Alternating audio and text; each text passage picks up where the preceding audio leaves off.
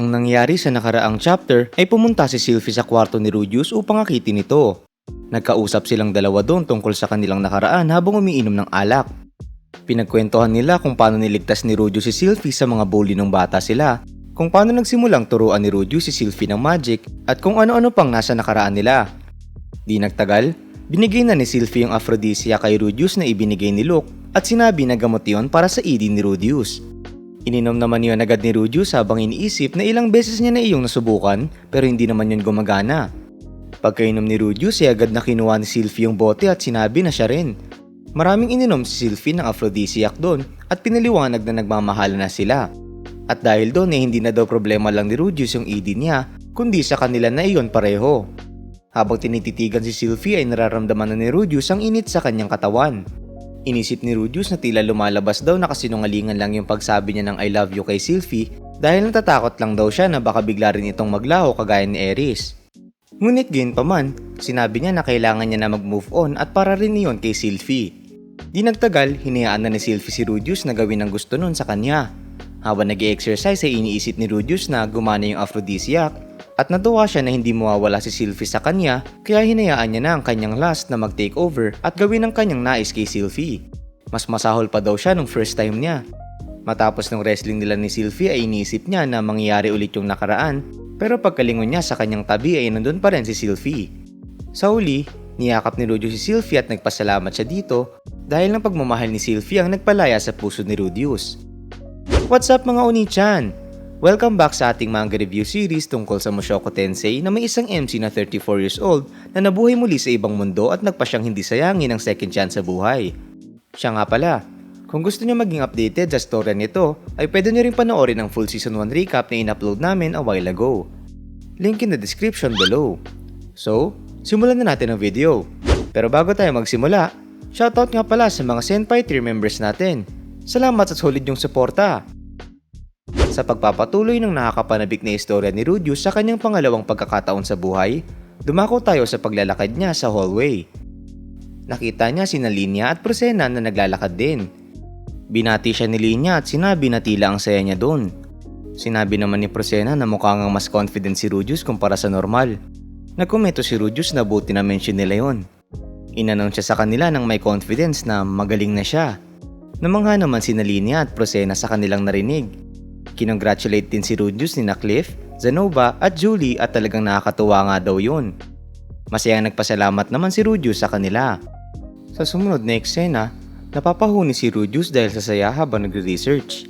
Napansin naman yun ni Nana Hoshi at napatitig sa kanya. Nangingi naman ng sorry si Rudius sa kanya sa paggamit ng table niya. Doon si Nana Hoshi at sinabi na hindi naman yun mahalaga.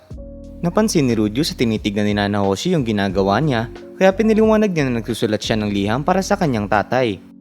Yung postal service daw sa mundong iyon ay hindi laging reliable kaya nagpapadala siya regularly ng liham para ipaalam doon yung sitwasyon niya. Di nagtagal, natapos na ni Rudius yung liham at inilagay na iyon sa envelope. Kita ang liwanag sa mukha ni Rudius habang sinasabi na hindi ba't ang ganda ng mundo?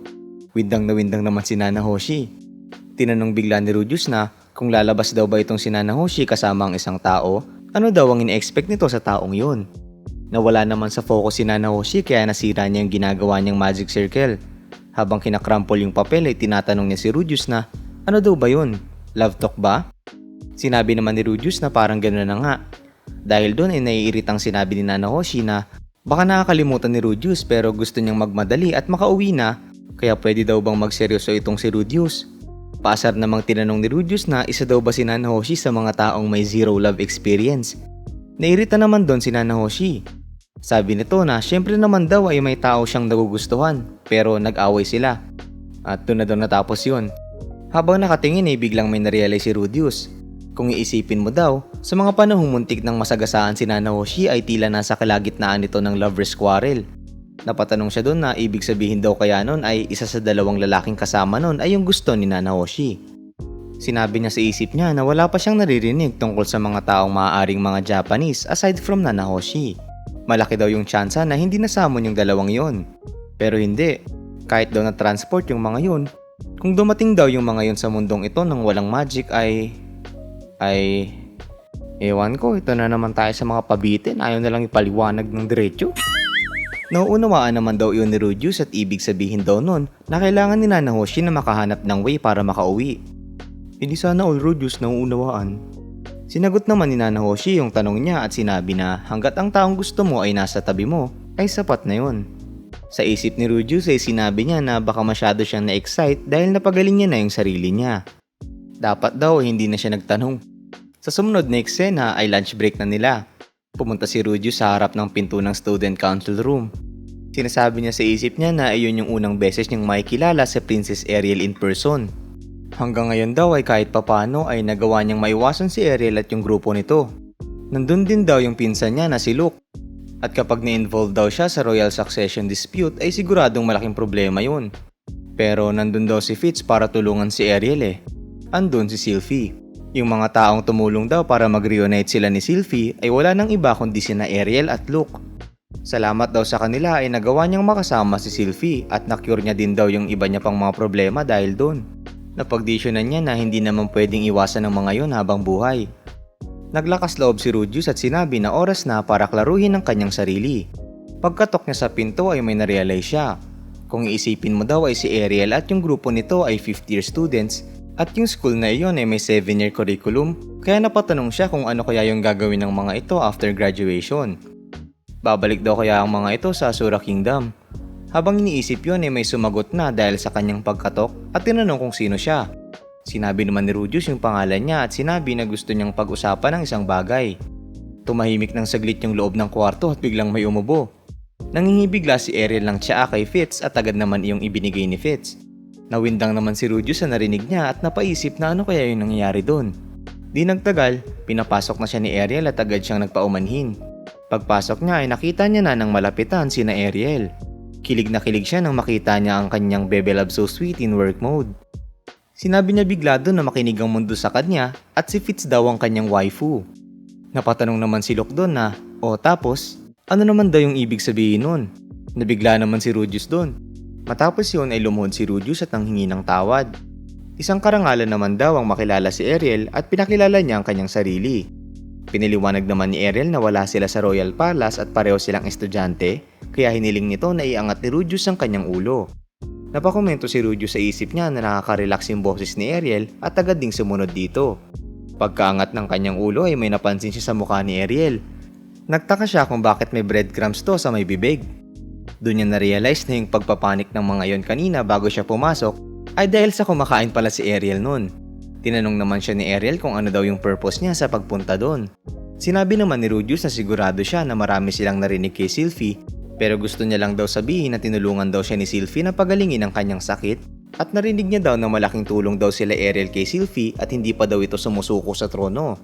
Kaya dahil daw doon, ay kung meron daw siyang maitutulong kay Ariel ay wag silang mag-alinlangan na tawagin siya.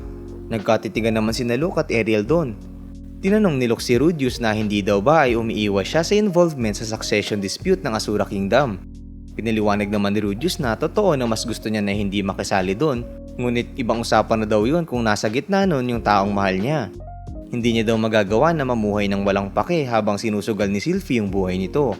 Kita naman sa mga tenga ni Sylvie yung kilig at tuwa dahil sa sinabi ni Rudius.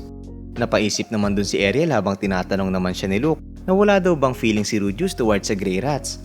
Yung tito daw nito sa Notos family na iniwanan ni Paul at yung Boreas family na pinagtrabaho siya ng todo. Nagtaka naman si Rudius dun. Sinabi naman agad ni Luke na hindi pala at inassume niya lang nagalit si Rudius sa Boreas family.